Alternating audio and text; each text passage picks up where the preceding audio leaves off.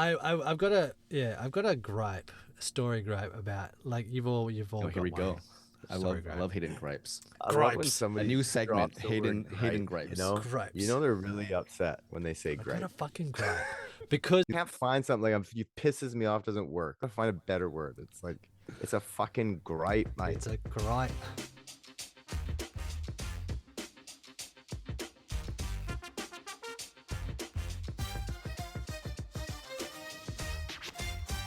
I'm just gonna take 30 seconds to prop up the team I coach, these kids,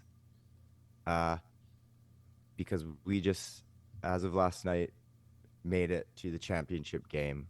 We'll be playing this Saturday, and we're excited. I'm so happy for them. I'm so proud of them. We hit a scare in playoffs in our fourth game. And I remember I told you we came back and we, after the tournament, got shut out the first game after getting shut out the last game in the tournament. So it was like 2 in a row. So the very next game after that, we got like absolutely pumped 8-4. And that put us 2-2 in the playoffs. And like backs against the wall, like everything was must win from here on out. And we just had like a real closed door after the game, just honest conversation. You know what I mean? About how we need to play if we want to try and keep this team around for an extra week, you know, and like, and then they went to work. We went and got 2 shutouts in a row and then won, and now we're in the championship game, baby. And the hockey gods, this is why I don't believe in God, but I believe in hockey gods. Okay. Because the team that pumped us 8-4, that gave us a wake-up call. And like I said to the team, I said, dude, after the game, I said, you know what? I think this is the best thing that could have happened to us. Because they were all like sad, tears, upset. I was like, it made you feel something. And that means you give a shit. Yeah. And that's a good thing. But it's what we do. You know, how do we respond? Are we, you know, and basically it's like, because this was shit. Like, you guys, that was terrible. It was absolutely terrible. Like, just being honest, not mean, right? And anyways, so then we went on this run, and we will be playing that team that pumped us 8-4 in the championship game. Oh, so we get a chance to redeem ourselves. I'm like, come on, the hockey gods. This is why I love sports, man. Great storyline. What's the professor's stat line? Shout out to the staff. Line? He's mine or his? I don't know. Professor? He's not a goal scorer. He can rush a puck good. How's his plus minus? Good. Do you guys calculate plus minuses? So I did probably the first month and a half, maybe 2. Only because when you're starting out, I'm still trying to figure out, because I ended up moving 1, 2, 3 players who are normally forwards on the defense.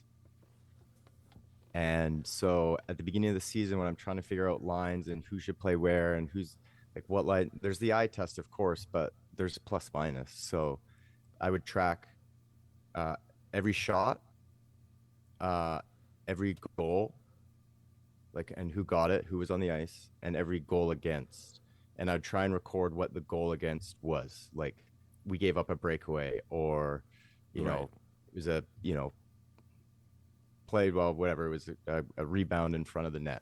Nothing we could do. Or left a man open in front of the net, you know, so that you can kind of see how you can shape the team a bit. Sure. But then I stopped. I know you and your statistics and your it's fun, man.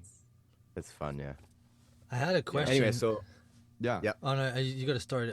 It can come at the end of your talking, Justin. It's all good. No, I just want to say, so yes, thank you. I just wanted to say that the hockey proud gods, of them boys. Proud of them boys. Hockey gods. Yeah. The hockey gods. Oh yeah. You mentioned it last week, and you said that the team won't be around next year. How does why won't they be around next year? I don't get how. Like, do they have to go into different teams, or is it? So you never have the same team twice. At least it's tough to do because it's like U11, U13, U15, U18. So we're in U13 right now. So, and the age group below us is U11. So U11 is 9 and 10-year-olds. U13 is 11 and 12-year-olds. So some of the kids are 12, some are 11. So next year, the 12-year-olds will be in U15, and then the 11-year-olds will be in. So you have your core that you're always with, like the kids in the association, but also every other year, you're getting like a new mix of kids, and kids are always leaving or new kids starting, and so to get the same team twice is, I don't know. I've yet to have it happen. Well, that makes more sense to me now because I didn't realize that it was like a 2 age group gap. Yes, but it's kind of I guess that's kind of good. That's a good way of doing it. I just always grew up with it was like each you just go up the next grade. Oh, I see. U7, 8, 9, 10. Well, like my team as youth, we went from U13s to U17 because we were like a trial team and we got absolutely thumped that first year. But we were good for the next year. We won it the following year because we were more experienced. But it makes sense here if you've only got one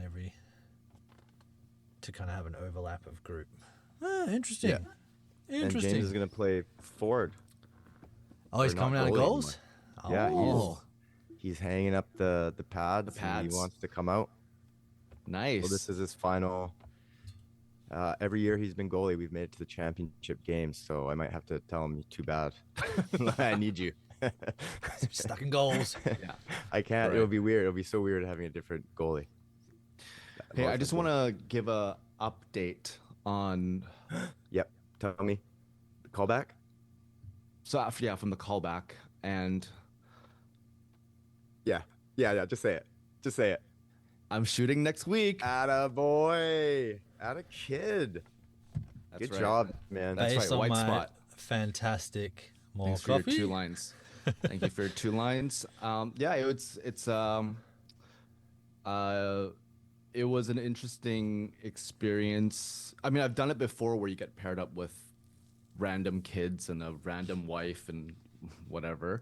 But after I did it the first time, they asked me, "Hey, Shao, can you stick around for the second session and be?" Oh yeah. So in my head, I'm already like, okay, maybe that's a good sign, But then maybe it's just the fact that the dad didn't show up and they just need another person to fill it. So I was just, don't get too excited, just do what you do. And the director was giving me a lot of notes, like, try this way this time, and tone it down a little bit. Do that. I'm like, oh fuck, is this good or is this bad? You know what I mean? That's good. That's good. That's good. Right. So don't you remember they would say that in acting school, they said if you're in an audition and a director gives you a direction or asks you to change, he's like, don't take that as I did it wrong. They want to see how you take direction. Can you take direction? What are these different things? So I think the more direction you get is like you lean into it. Like, okay, this guy's willing to work with me. Let's work. Yeah. Let's play. Yeah. Totally. So after the first time around, the second group, and I think whenever, so I was paired up with a girl. Her name was Florence. Shout out to Florence. Flo. Is the machine there? Or just her? Yeah, just her, not the machine. The machine was not there. And she was awesome, and she's quite interesting because prior to going in, I think it's always important to chat with your partners as much as you can.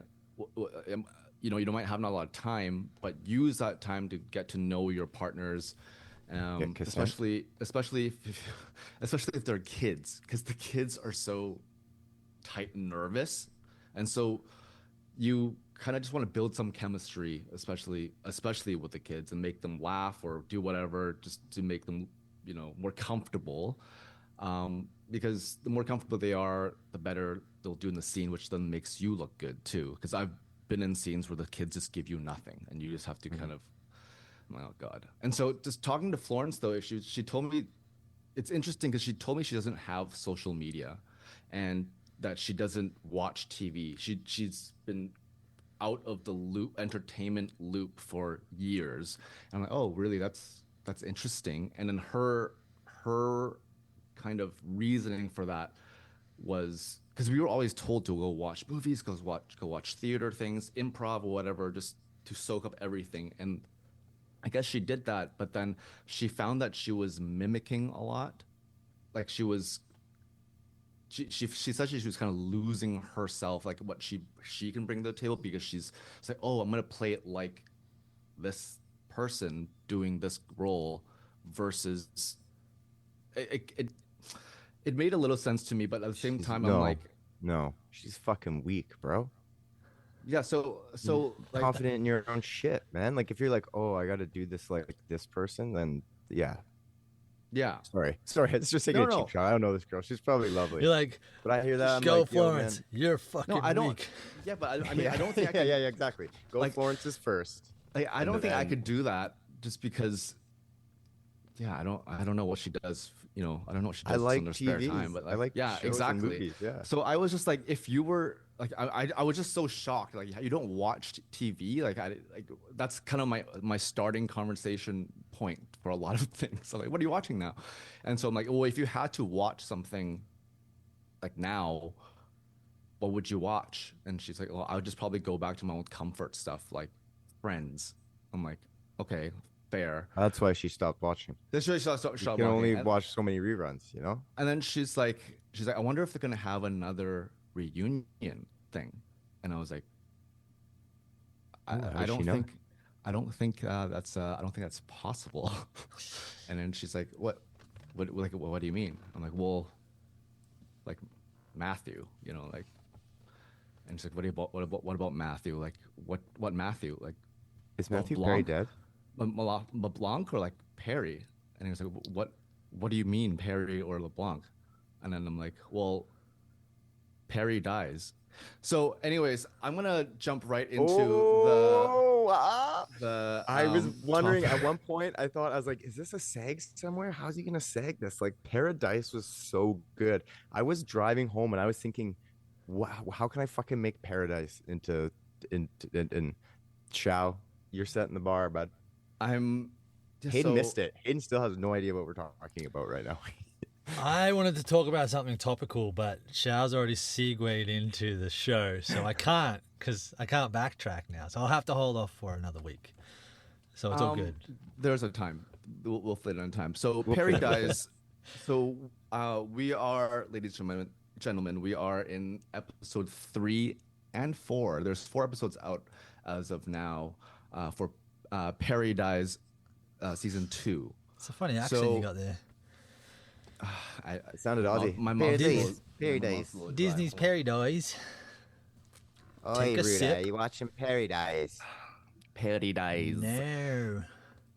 So so episode 3, we get a little bit more of what's going inside the bunker with Sinatra and the Welcome to Paradise. Welcome to Paradise. Episode and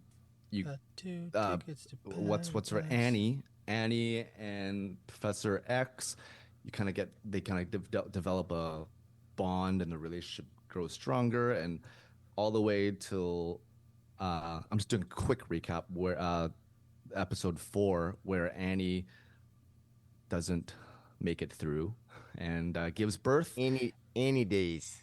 Sorry. Annie days. He doesn't make it through and gives Xavier her baby to bring to Link in Colorado later on. And at the end of the episode, we see that Xavier made it to Atlanta through horseback, and Terry's not there because she's been taken by we don't know yet, but he's face to face with this man who claims that Terry is like a sister figure to her, and that that she's taken from him. I was a little bit frustrated at the end of that episode because I didn't like how he worded things. I didn't like. I know it's like a script. I know it's to build up for the next episode. With a gun to your face, I don't think he. I don't know. It just. He just started with you. You must be Xavier or something like that. And you're looking for Terry. She's not here. Blah blah blah. Like just. I don't know. It kind of rubbed me the wrong way. You know what's funny is that scene rubbed me the wrong way as well, but for a completely different reason. For me, Xavier, this whole journey in episode 4 that he's on with Annie, walking to fucking Atlanta, which don't even get me talking about the fact that she has a baby and dies, and now he's got to be responsible for a baby. Oh my God, yeah. Fuck, that pissed me off. I was like, what? There better be some seriously good reason for this. Otherwise, this is going to kill me.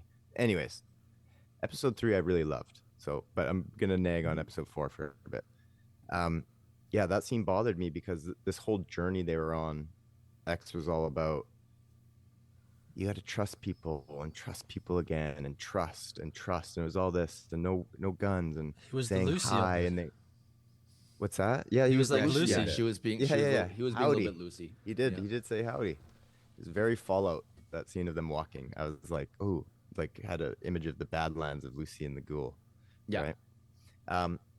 But no. So then that's this whole messaging of him. This whole for an hour, and then the very last scene, somebody who approaches him kindly, warmly, non-threatening, knows his name, is very gentle and soft-spoken about knowing his wife and where she is, and he's like fucking rage man, like gun at her face, like bulging veins in the head, like I was like, what are you doing? I was like, this is so out of place, you know. And so that's all I could focus on that scene was, because he's had his moment in season 1 where he gets like that, and I was like, this is just a weird place to be so dramatic.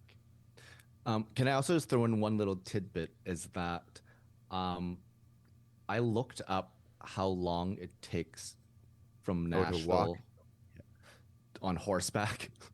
No, he was walking on foot though, even too, for the first part. Right. So, well, actually, horseback and walking, the speed isn't that much of a difference. But but okay, did you guys hear that Link and that whole caravan of people took like months to get there?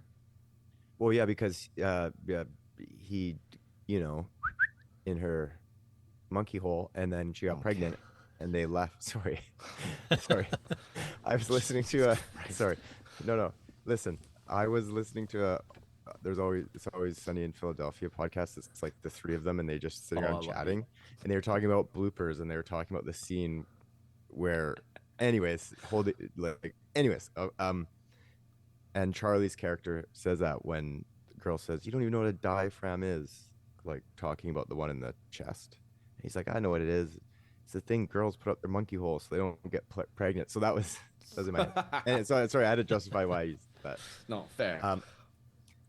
Anyways, and then she had given birth and died, presumably before the same time that they're knocking on the door. If it's linear, right? So that would have been 9 months for them to get the caravan there. But if it's linear, but that's the one thing about the show now. It's like they're all over the place. And like a lot of it, it kind of works, and I don't mind. But after watching episode 3. Because 1 and 2 were nothing kind of like the old season. And then I felt episode 3 really was. And I really liked that. And finding out what was going on in the bunker, and then learning more about Jan, and then what she's doing and what Sinatra's doing. And then when the backstory of Billy, and when Sinatra had in the interrogation room just made a comment at the beginning of the episode, like, "Oh, he needs a mint." Just meant nothing. But then at the end, when she pays Billy, and he says, next time I just need a name and a photo. And she's like, "Really? That's all you need?" He's like, "Yeah, or whatever." And then just call me or get a hold of me and say he needs a mint. And I was like, whoa, they backstitched that whole thing into the beginning. And now I'm thinking, okay, because right after that scene in the beginning, she was looking at Jane, and is looking after the president on this run. Like, so I was like, I'm still very much really into what is going on in the world of the bunker. Yes. And then so when it went back to episode 4 and it kind of pulled you back out, and then they introduced the baby storyline, I was like, ugh, put me back in the bunker. I think that's why. No, I think that's also why the last episode we were talking about, episode 1, 2, I never really set my score, if but it's not up there. I agree with you. I think anything inside the bunker is still took me right back to season 1, and I really did find it way more interesting. Like they only have 4 episodes left to wrap up this season, and I read that they're only gonna have 3 seasons of this show. So I don't know. When Annie died, I was like, there better be a point to her, like I know there's still 4 episodes left, but sorry. The point I was trying to get at before was that the walking there takes 3 weeks. A car takes 6 hours to get there, but walking 3 weeks, I don't know how what they said, how long Xavier took to get there, but what is he feeding that baby? That's what I said. I was like, hang on. There's no mum, there's no breast milk, there's no formula. But then they did do that little scene where they were building the baby carrier, where he was getting the wet wipes. They probably had formula and stuff for him. You just ride his liberty. Family who survived the apocalypse has probably just got some baby formula kicking around. Well, you see, this is the trouble with this whole thing. I look at this world, this US, and it's not at all Badlands. It's not at all damaged. Like, the house was immaculate. The landscape looks fine. The power lines are still up. There's all of these things that lead me to. I look at this, and if I didn't know the back story of the show, if I just turned it on that scene, I'd be like, oh, he's just running to get help. Not that there's no, like, 3/4 of the population is dead or displaced. Like, it doesn't look, and I know it's only been 3 years or 4 years. It was probably frozen for a lot of that, right? So yeah, but I'm just like, it doesn't look damaged. Mm-hmm. One thing I like that they introduced, actually, and I'm happy they did, was the Venus theory or whatever it was, because when they come out and the sun came out and I was like, oh, okay, life's just gonna go back to normal on the outside. What's the point of this crazy bunker like that you need to survive in for generations, if really all they needed to do is survive a few years, so by introducing the Venus thing, it's like, hey, it's gonna warm up and go back to normal, and then the gases are gonna get trapped and it's going to start to warm up, and at first slowly, and then really, really, really fast. And every living thing will be crushed under the pressure from the weight of the atmosphere. And then you'll wish you had been the first one to die, And I was like, okay, so that's good. There's still like an after. And then they introduced that Sinatra's been siphoning power. I was like, okay, there's still a bigger picture. No, she hasn't. So I was happy about that.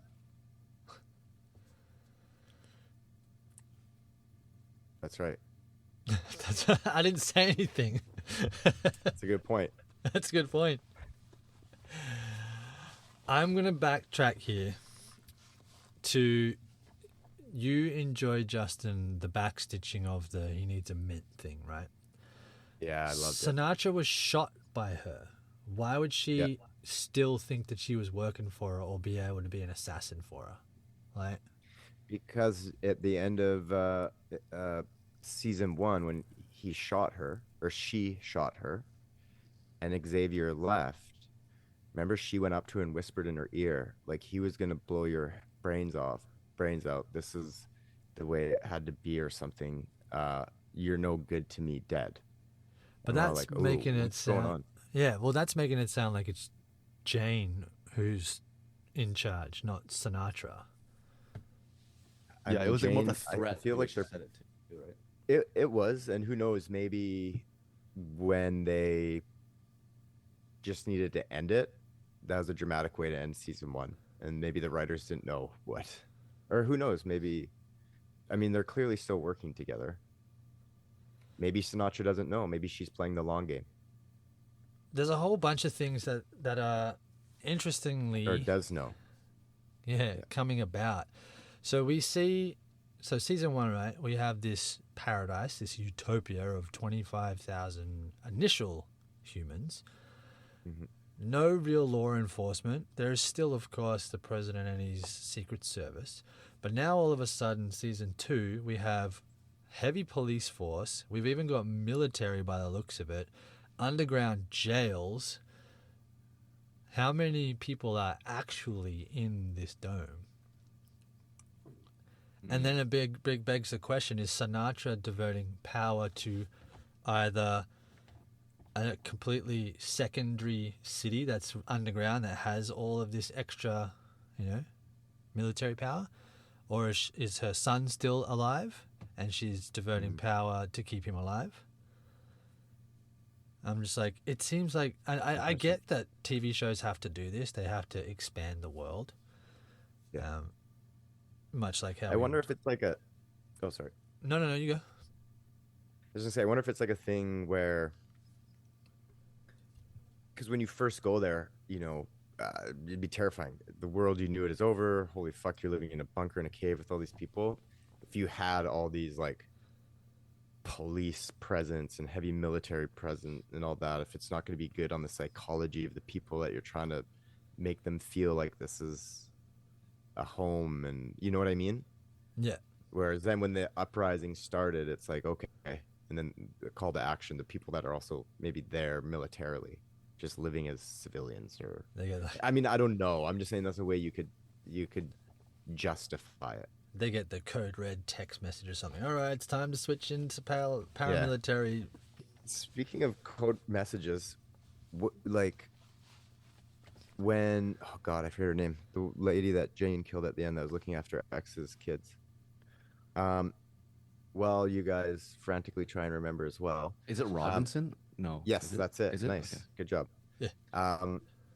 When she sent out that message, like, I need a 20 on Driscoll, she's alone with the president or something like that. I was like, oh, she's got a little side group chat going on with some, like, keeping tabs on her. And then Jane later pulls out her phone and sees the message and knows that she's, I was like, what? Why would she send that message if she's in that group? Like, what is going on? Because when Jane killed the president, I was like, okay, how is she gonna get away with this? She's the only one watching him. Oh, she's gonna put an, then when you see the X, I was like, okay, she's setting up, the revolutionary group. And then then Robinson shows up and she just strangles her, put the knife in her hand, and then says, oh, Robinson killed Hercules. I was like, I don't know, it felt forced to me. I thought for a second, because I had the same, thought where I'm like, why would she send that if they're in the same group? I was thinking, is Janie even in the group, or like, does she have some sort of device that, like a hacking thing that allows her to see it? Because it didn't make sense to me exactly what you said. Yeah, that's a way to justify it. She's got, or maybe somebody else's phone. Maybe she took the president's phone. No, Maybe. I don't know. I mean, it had the little GPS map as well, so she knew exactly who was coming towards her first. It was all very convenient. Yeah. And isn't there fucking cameras everywhere? I mean, I guess you can scrub them after. That's another thing I was thinking too about the cameras, but yeah. Man, But okay, what? so yeah, go ahead. All right, I was going to say, it looks like they've done a 180 character development on Calvin's son as well. He went from being, this like mopey, like not at all a revolutionary leader at the end of season one, and then all of a sudden he's in the bunker, arrested, in jail, talking with the engineer of it all, and he's like, I'm gonna need your help and he was all like macho blow the doors bravado. off. Yeah. I'm like, okay, they must have got some feedback in hey, it says You a know little what? bit too soft to be a leader. I was gonna say, you know what my favorite part about him in this season so far is that we haven't had to listen to any of his epic speeches. Yeah, I was gonna say. Fuck. Like, But he's keep been the lines writing. down, make them mysterious, like let the Oh, other I people feel do like the it's work. coming. He has to rally his troops somehow later on. He's No, gonna have. don't. Okay. Here we go. Bold prediction. Let's see what we think. Oh, here we go. First bold I don't know. prediction. Do you think he's going to pair up with Link, or he's going to go face to face with him, or it's going to be a triangle? I think I have a bold prediction as well after this. That's a good question. I hadn't thought about that. I mean, I think they're on the same objective. Expose people. Yeah. Yeah. Well, yes. Here's my bold. What do you think, Shao? I'm still thinking because I didn't really think about it, but I'm just thinking in terms of a writing perspective or a story perspective, if it would be more intriguing if it was something else, because it would make sense that they pair together and take down, The bunker versus the man, whatever. Sinatra. But then Xavier shows up, and then there's another person trying to take people down. Yeah, I can't really picture in my head what's going on, or in terms of how it's all gonna combine together with the baby and Link and Terry and Jeremy and all that stuff. But I would assume right now that they're gonna pair up. That's what I think. I mean, I guess from a writing perspective, it could be maybe Jeremy realizes the situation of living in the bunker. That's where they got to be. That's where it's safe. But also, you need to go outside, and because they know they killed that one scientist, right? And so just running it better, just running it more honestly. So maybe it could be the bunker versus the outside if they wanted to write that. But I think, yeah, I think they would team up. I want to know more what Sinatra's thing is. But here's my bold prediction, and it might have to do with that.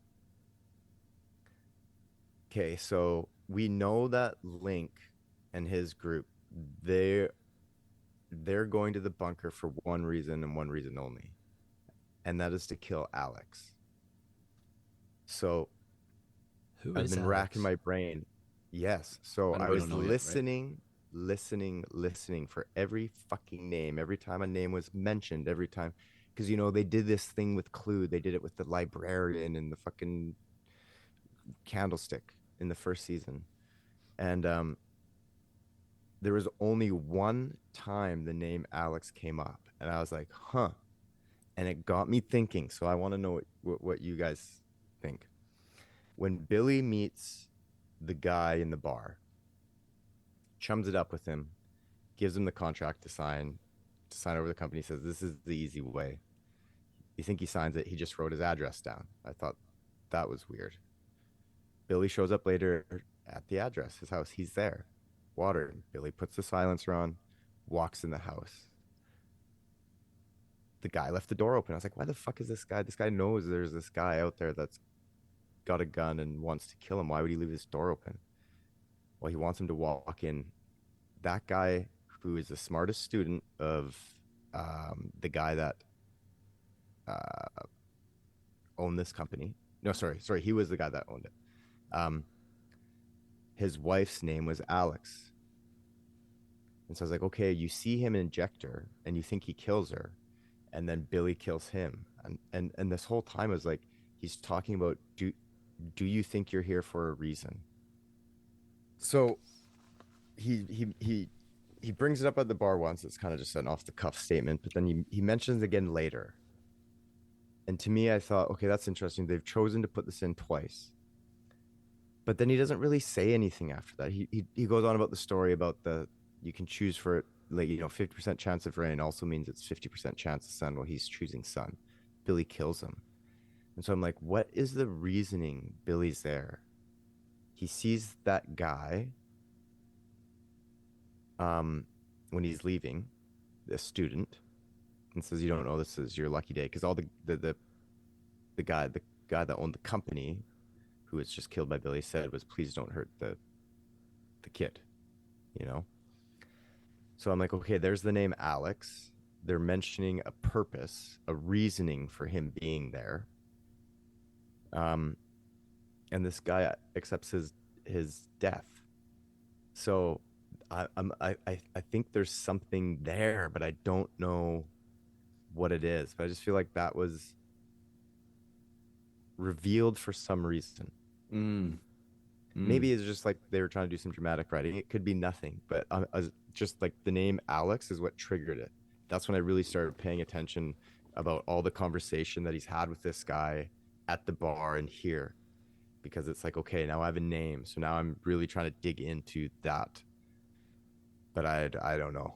I like how I completely missed that because I had a theory and now it just completely debunked because I was just like, no, because I thought they picked Alex, which is a name that can be a guy or a girl.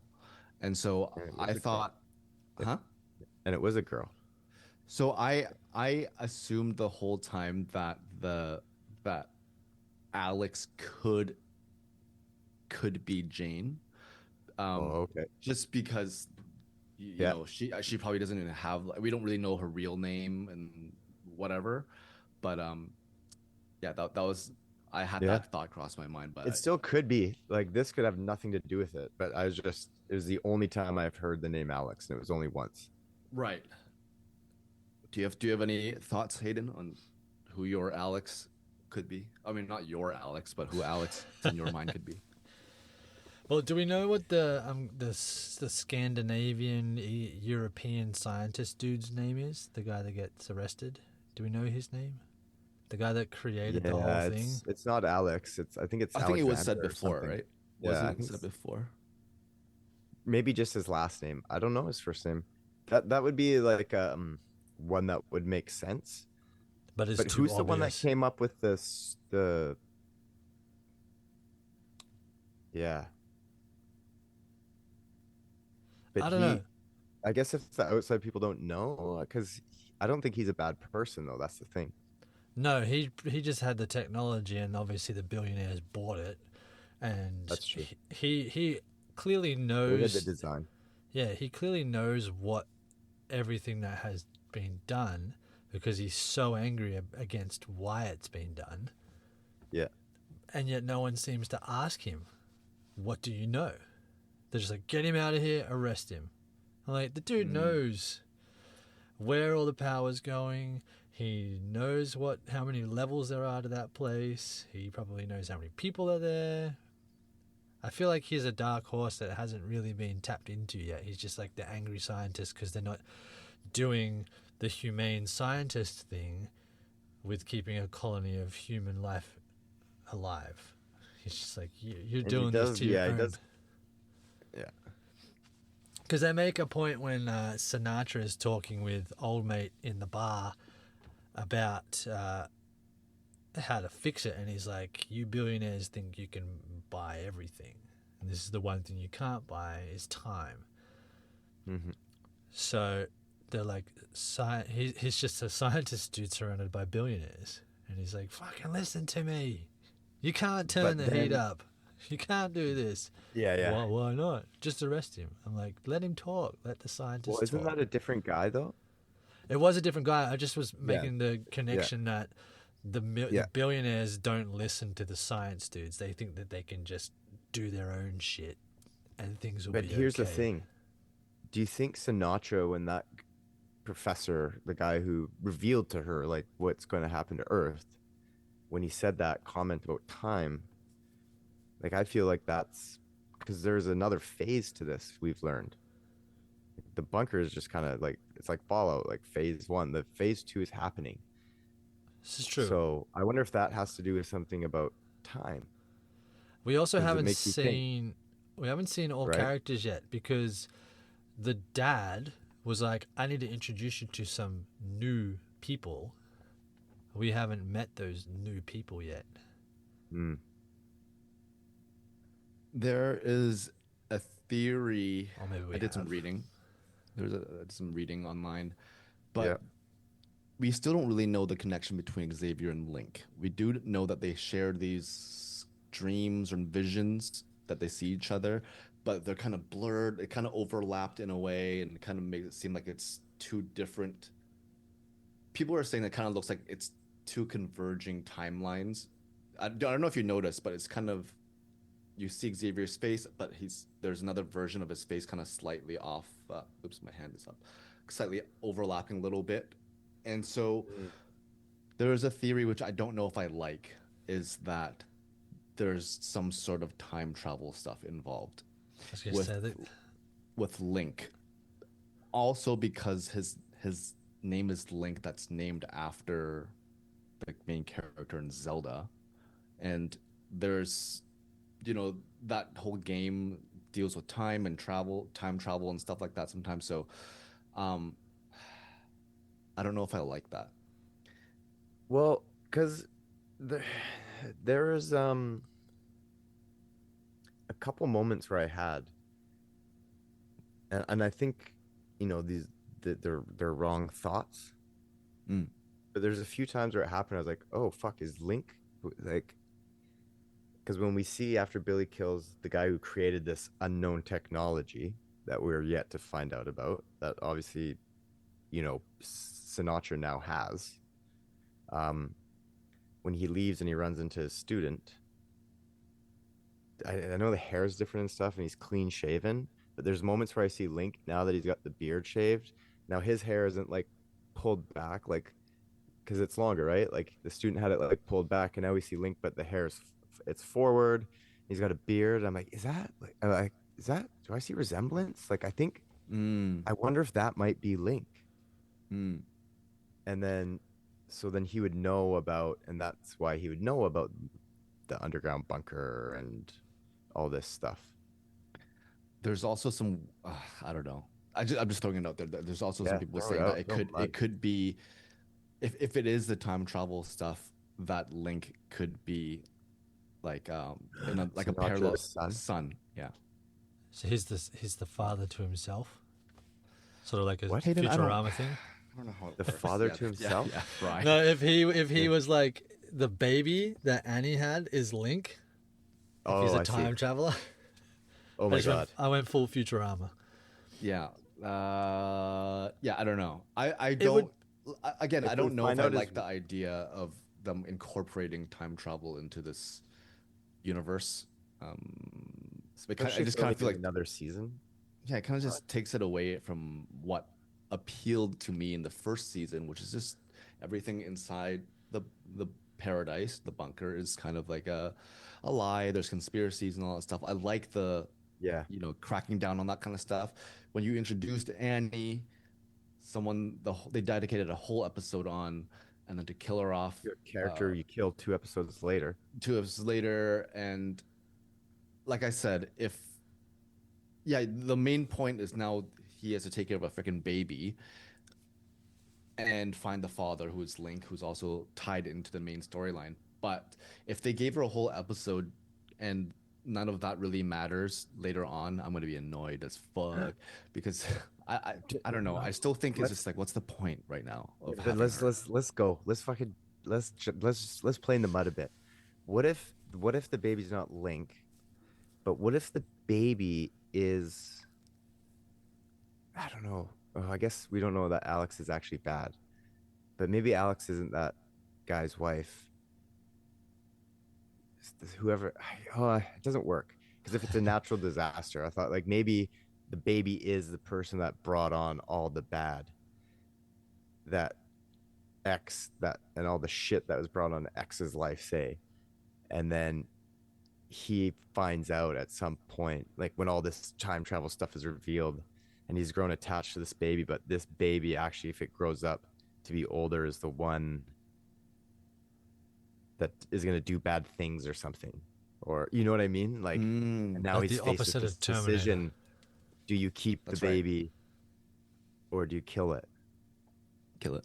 There's just mud. We're just playing in mud here. Don't ever ask Shah that. He's always about killing babies. That's like the second time he's like, just kill them. You know how easy they are? You just drown them. Yeah. Like, or whatever he said. They don't even fight back. They don't fight back. I've got a gripe, a story gripe about, like, you've all here we go.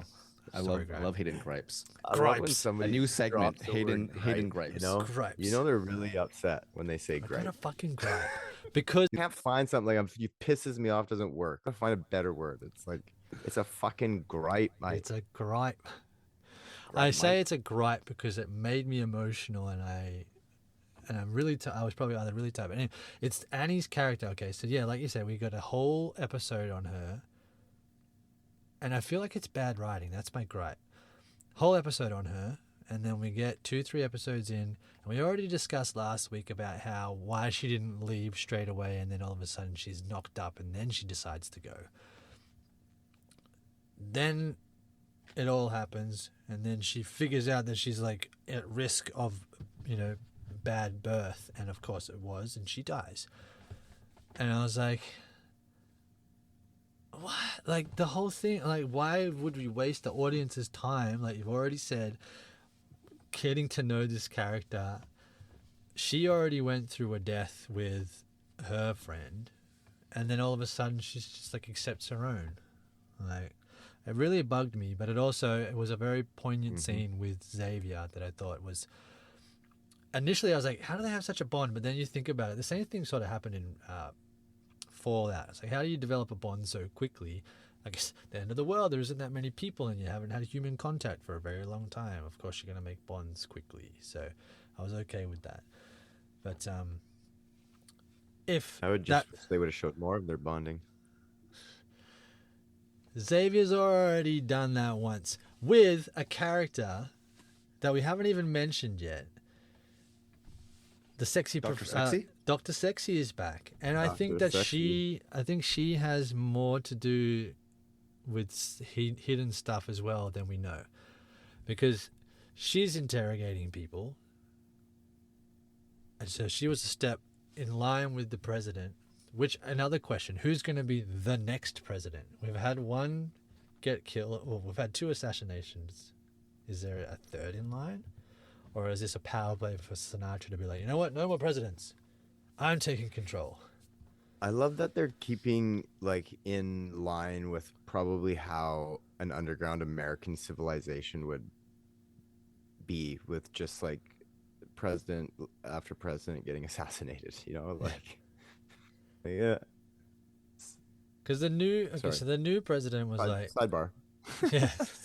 I just like I'm like, yeah, that would That's what would happen. No, it's a good point.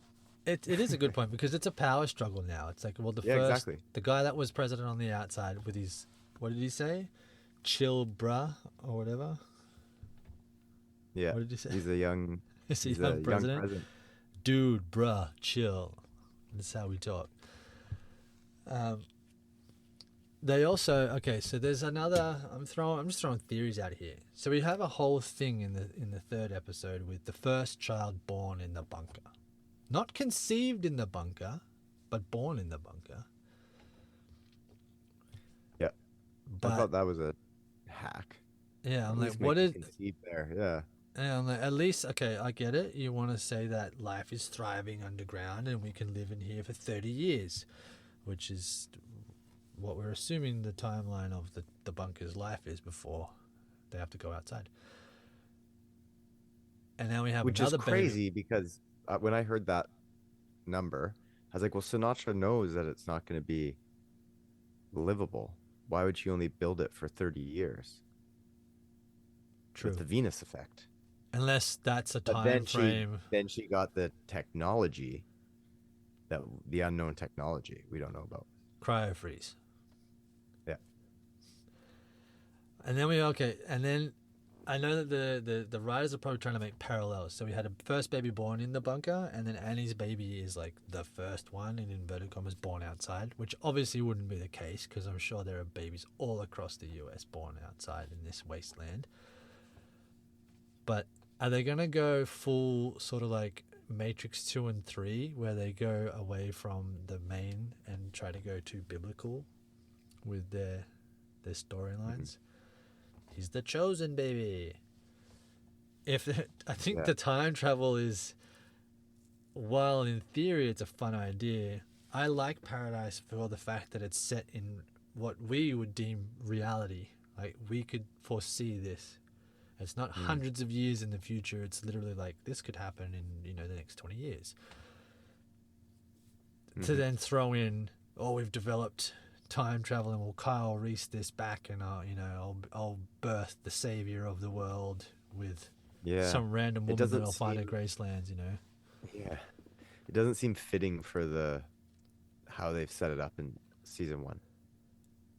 If they introduce that. Yeah, I really hope all this, when she's diverting all the power or whatever into her own project, I hope that she's not building a time machine or something. Though, thinking back to season 1, didn't they say that they were building multiple bunkers? Bunkers? Or that was vaults? like a year ago, man. I don't remember. Or vaults, yeah. They're in vaults. It's going to be Paradise, and Fallout's going to do a crossover. Can you imagine? It's the initial. They introduce the uniforms. Yeah. They're Colorado. They're going to Colorado too, right? Yeah. Because that's initially what I thought was they went to Atlanta because there was a bunker there. I don't know why they chose Colorado. Is it because it's the centralist? If there was ever flooding or nuclear I think there's mountains and stuff, right? You build it into the side of a mountain and underground. Probably just had what they were looking for. So many theories. But yes, so to go all the way back, I was pissed that they killed off Annie in episode 4. So dumb, and left him with the baby. Yeah. I was that scene bothered me when I didn't think it was a good death scene. I thought it was a very good death scene. Yeah, and that's why when you were telling me you got teary-eyed, I was thinking, yeah, you must have been tired because it was... Because it wasn't a good death scene. She did a good job of hiding her dying by hiding into him. Yeah, and I just felt like it was, for me, it was the writing. I was like, okay, she's gonna die. When it was happening, it's like, oh, the placenta won't come out and she's won't stop bleeding. I'm like, oh, she's dead. Like, they don't have the tools, they can't. And then it's like, yeah, they went that way.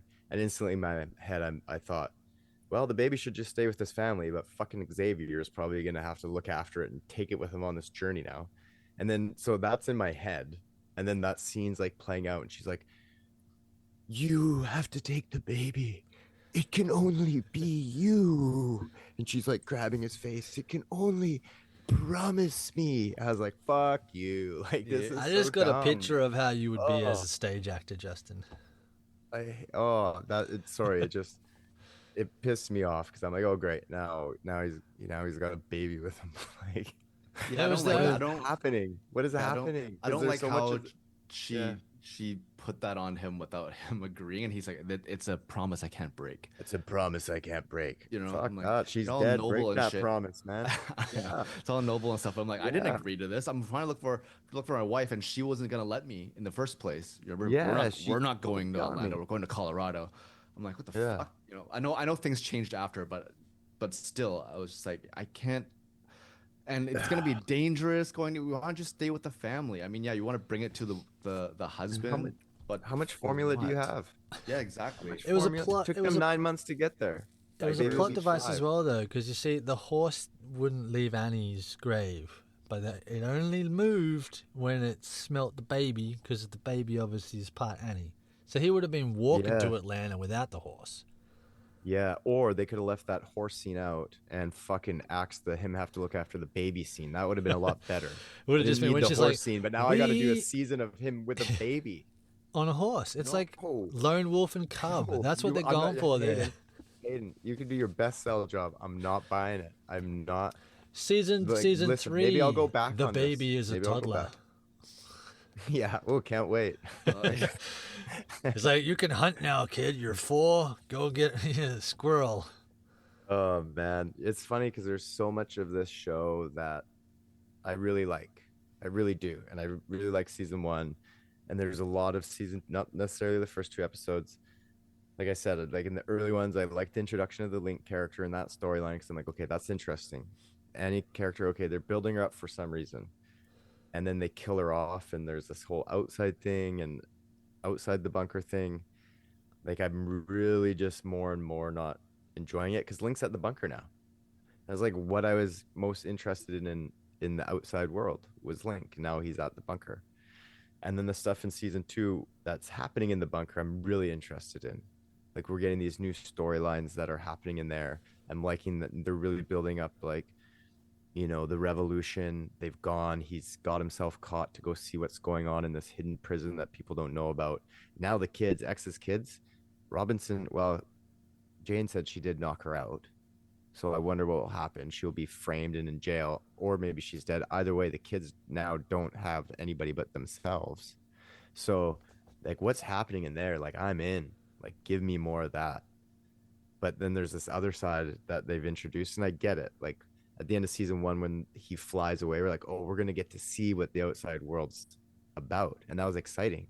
But now I see what the outside world is about, and I'm like, nah, man, take me back to the bunker. Like, I don't really care. Like, there's nothing that's really got me really caring about. Like, what I care about is just him to get back to the fucking bunker so we can have him back at the bunker with the real story. But his wife. We now have to figure out where she is. Yeah. What do you know? A detour. Yeah. Well. She's secretly back in the bunker already. It's just that guy was just so useless in the sense that if he knew that that's Terry's, or if he knew, because he said you must be Xavier. Yeah. He's obviously looking for Terry, and he doesn't give that much information to someone who's like desperate to find his wife. You must be Xavier. Yes, your wife has been taken. Oh my God! Like, come with me. We got. Yeah. Where'd they go? Which direction? Like, how many people? All this kind of stuff. If he knew or didn't know. That's the stuff he should probably lead with. There's another small thing that kind of irked me was when, and this is also probably to do with writing and just the direction of it as well, is when he was desperate to find help for Annie and goes to that house and banging on the door, help, please, someone help. Like, there's someone who's pregnant, I need blah, blah, blah. And he goes in and starts rummaging through stuff and someone's like, don't move. And I don't know. Those kind of scenes kind of always bug me because it's meant to be high tension and high stakes and all that stuff, but you're telling me that none of them heard him make all those noise and say all that stuff and say like, I just need some supplies and all that stuff. And then he has a gun to his head and then he knocks him out, knocks out the kid, and the other guy comes with a gun. I think I have a thing where I have a thing where I'm thinking if in a real kind of, if you want to do real, I think he would be shot if one day America after all. That's right. And then they turn out to be the nicest, because they turn out to be the nicest dudes, nicest guys, right? Because they had that really hostile exchange when they're walking by, and Andy's like, "Don't say hi. They're not your friends. Don't say hi to them." And they just howdy, whatever. Howdy. And then they're like glaring at him and stuff like that. But they're all just like the nicest people. I'm like, nice fake out, but that kind of stuff is like, oh, yeah, he's playing with us a little bit. But I mean, I know it's TV. Yeah. I guess. They were the most. They have to try and make the outside world interesting to us because it's lacking. Okay, well, before we wrap up, where do we think the next episode is going to take us? God, I hope to the bunker. I really, really hope we get a bunker. Because 3 was pretty much all like at the wrong bunker. Like 1 and 2 were outside. I hope. Okay, so we're gonna get. It's interesting because they've had episodes solely dedicated to outside, and they've had an episode solely dedicated to inside, and then the other 2 have kind of bounced. So I think with only 4 episodes left, maybe we won't get any more solo episodes anywhere because they'll try and advance both storylines. But I think we will get like if there's outside world stuff, I hope we get news of where his wife is and it doesn't piss me off wherever she is. You know what I mean? And I hope they wrap that up that episode and when they bounce back. And then the bunker stuff, they obviously have to deal with the death of the president and so I think what happens with Robinson, right? And Sinatra, she might be positioning herself to be president because she's the one that gave Jane the call sign to take the president out. and with the kids and Jeremy. And I think it'll kind of, but there's Link there too now. See, there's a lot of there's a lot of things happening in the bunker right now. So I hope for a whole bunker episode, yeah. Because I want to see what happens with Sinatra and the president being dead. I want to see what happens with Xavier's kids being on their own now, because she knows they took Jeremy. And with Link being at the door, I hope it's not just they're camped out front, like the walls of Jericho for 30 days or something. Walls of Jericho. I have a scary thought where I don't think Xavier's gonna make it back to the bunker until season 3, because now that he's on his own path with this white nerd trying to find Terry, I think they're just being diverged to another thing, another checkpoint. Things gonna happen in the bunker, and then finally, maybe episode 7, he's gonna start making his way towards the bunker, and then it ends with him arriving at the bunker to set up for season 3. That's what I'm thinking. Kind of like how season 1 ended with him leaving the bunker. Yeah, exactly. Yeah. Hayden? Yeah, that's I have a feeling that Sinatra has a hand in Xavier's wife being taken. So her Secret Service Goonies, Secret Army are probably out there. So I think she's already back at the bunker on a different level, because they did that one scene that went down through all the layers of it. I'm like, this is telling us that it goes much deeper than we know it does. But yeah, I think I'm with Xiao. I don't think Xavier, he either gets back there next episode, it's like they time jump a bit, or he doesn't get back there till the end. So I'm hoping, I reckon they could do a split episode. He could travel back and they could enter the way to bridge, like you're saying, Justin, to go from a single episode of outside, single episode of inside, put them in together, put them in the one episode, to it outside, started on the outside, ended on the inside. Yeah, I like that. Hey, here's a question. Do you think Sinatra's bad? 100%. You think so?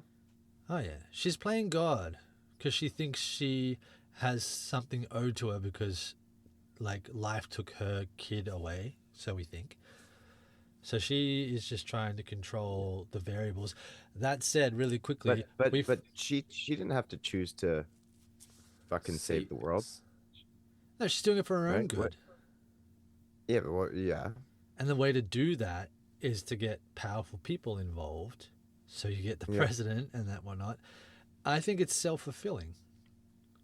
She's a psycho. She's still playing dumb. She's like, oh, I don't remember. It was such a traumatic experience. She knows exactly what happened. Of course, she's not going to admit it. She's fucking being interrogated. She's trying to figure out what's going on, who shot her. She wants control. Of course, like, I don't blame her for that. But she knows... I'm just posing it because is that something they would do? Because, like, when you brought up the point that you think she knows where his wife is, like, maybe is this all a control thing? And it's not to do, like, she's not bad, but, like, it comes across bad to us as the audience, but, like, her intentions aren't to be bad. Her intentions are just survival. And so she's done this. Does that make sense?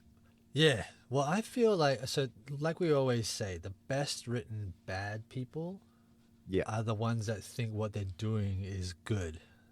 Yeah, I agree.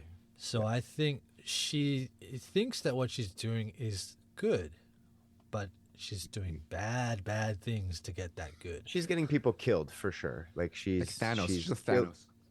It's like, but okay, so let's look at this. Sorry, I know we're wrapping up. I'm going to end it with this question. Would you,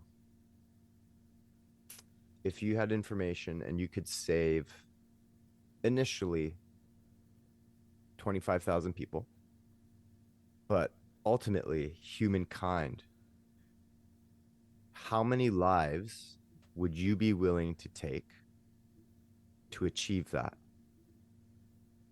If it was, would killing one person, would you really think that it's not worth it killing at one person to save humankind? And if you're okay with 1, would you be okay with killing 10 to save humankind? If This you're is okay like with 10, would you be okay with 100? No, this is a serious question though. This is because, like, this is an ethics question. This is like what they tell 100 you as yeah. the cops. It's like the veil of Gyges or whatever it is. If you don't get seen Yeah. doing it, what do you do to make things what you think is the best? But I mean, like, sure. But this specifically asking you guys is to save humankind. Would you have a number? And you know for a fact, it's not like, oh, this might happen. It's like, and the fate of humankind rests on what you have to do. Would you have a limit of innocent life that you would take? Because then, right, it's a crazy question, because it's like, oh, to save humankind, it's important, but it's like, is it? If we're evolutionary, just designed to go extinct at some point, like everything else, right? You know what I mean? Sorry, it's getting heavy, but it's like you say, it's a God thing. You're not God. Like, if humans are meant to die, then we're meant to die, and I'm not going to sacrifice my morals for that. So it's a heavy question for sure. You used the wrong phrase on me right then. You said how many innocent people to die. I'm like, no innocent person should die. If it was a matter of what bad people need to be removed for things to happen, what morally unjust people, it might be a little bit different.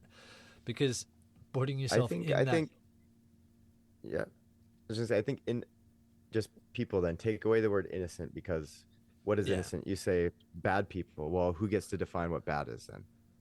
You, me? Well, if your neighbor, bad things. Somebody who has a different opinion than you. You know what I mean? A blind guru. Just how many people, whether they're innocent, bad, or whatever. How many people do you need to restart civilization? I was just going to ask that. Technically. I have a 1,642. I have a feeling that's why they chose 25,000, because it's enough people that they won't end up being inbred. Like inbred, right?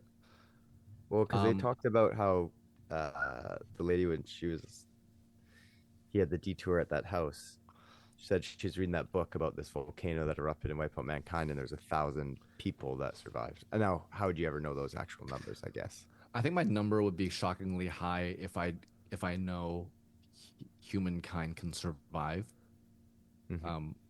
That there could be a future. I think my number is disgustingly high. Because you're a descendant of Genghis Khan. Okay, that's a great answer. Let's dig into this a bit. So let's say, what if to save humankind, you had to have a bunker and 25,000 people. What if you had to kill every other person except for those 25? Not personally, like you didn't. I think that would take a long time, but you would have to be like a Thanos, like literally like a Thanos. You snap your fingers and half those people are dead. Not even half, like 8 billion people, like only 25,000 people. Oh, I see. Okay, yeah, and everybody else, which is the saves situation. Humankind, and that's the only way. Would you kill 8 billion? That's tough. Like, how high is your number? No, because originally my number would be a Thanos number. My number would be half the population if I knew. Okay. But then now with that scenario, 60%? What about 60%? Well, because with that scenario, with 25,000, if I know humankind can survive and thrive, yeah, then 8 billion, is that your number? Out of 8 billion. Let's just go. You're a monster. Let's just go with that. You know what you've done though, Justin? You've knocked the nail on the head of maybe what Sinatra's plan is. Maybe she's planning to only keep those in the bunker alive and everybody else outside is dead. Well, the Venus effect. She knows about it. Yeah, she has got the technology to keep. Maybe it's less. Maybe it's 25,000 to start, but like you said earlier, that secret power is another place where only select go. So Justin, what's your number real quick? Shaz is Genghis Khan level carnage. I'm Genghis. I mean, 8 billion that's a nice number. He's just I don't even think I could count that high in my lifetime. How many No, buckets? you know it's weird. It's very weird because there'd probably be moments like 'cause when I first brought up the question, when it came to me, I thought I don't think there would be a number. If it's to save humankind, like you do it. Doesn't matter because it's not about you, it's not about me, it's not about them.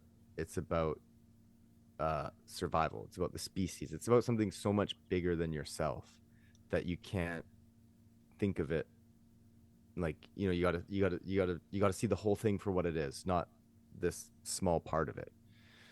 But then the other, you know, part of me is like, who cares? Because when we're dead, like us personally, that's it anyways. You're gone. It doesn't matter. What does your life actually mean? You know, which is kind of a dark way of thinking, but you know, we go out there, we try and be good people, but at the end of the day, in 200 years, who gives a fuck? You know, like honestly. So it's like, why would it be just, yeah, like I know I'm gonna make sure that my last days, because I'm always gonna have my last days, whether I'm in a bunker or in the real world, whether I save humanity or don't. I'm like, I get a certain amount of time and that's it. So if I have information like that, maybe I'd just rather not deal with that stress and this, that, and then just be like, I'm going to get the most out of this one life I was given. We're all given one, and I'm going to get the most out of it. And so that's probably more where I lean. Hayden, do you have a When number? I first asked the question, though, when it came to me, I thought, yeah, and as many as it takes. But actually thinking about it, it's like, nah, like I just want to make the most of what I got. I don't have a number. I don't have an exact number. And it would take me, this is my on the fence comments. Here we go. It would take me to be in the situation to know what was needed of it. If there was a smidge of chance that no one had to die, then I would go that way. But if there was certain people had to die to further the species, like to have it continue, then there's also that.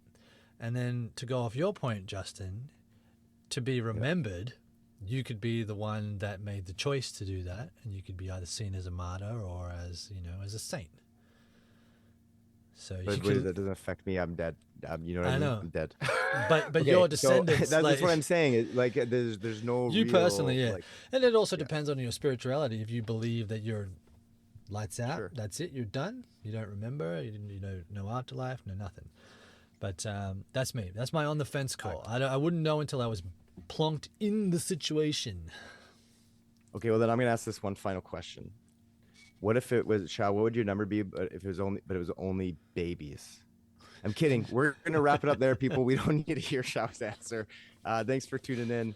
Don't forget to like and subscribe wherever you listen. Come back next week. We'll get into episode, I think only 5 will be out, so we'll just do one episode next week. Until then, keep on thumbing. And all the babies. All the babies. All the babies.